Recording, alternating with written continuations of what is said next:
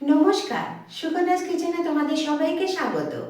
আজকে তোমাদের জন্য নিয়ে এসেছি সর্ষে চিংড়ির রেসিপি। তো চলো কিভাবে বানাই সেটা একবার দেখে নাও। এসো তাহলে এই সর্ষে চিংড়ি আমি কিভাবে বানাই সেটা একবার দেখে নাও। সর্ষে চিংড়ি করার জন্য প্রথমে আমি কড়াতে একটু জল দিলাম। এই বাটিটার ভেতরে আমি সর্ষে আর পোস্ত বেটে রেখেছি সেটা দিলাম। বাটিটা ধুয়ে একটু জল দিলাম, কাঁচা লঙ্কা ফাটিয়ে দিয়ে দিলাম, টমেটো কুচিও দিলাম।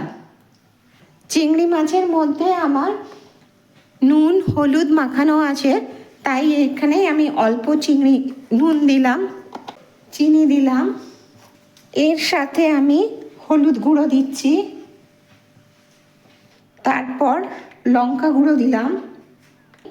একটা পেঁয়াজ কেটে রেখেছি, সেই পেঁয়াজগুলো দিলাম। তার সাথে চিংড়ি মাছকে বেছে ধুয়ে নুন হলুদ মাখিয়ে রেখেছি সেটা দিলাম। কাঁচা সর্ষের তেল দিচ্ছি, তেলটা একটু বেশি করেই দেবে, তাহলে খেতে খুব সুন্দর লাগবে।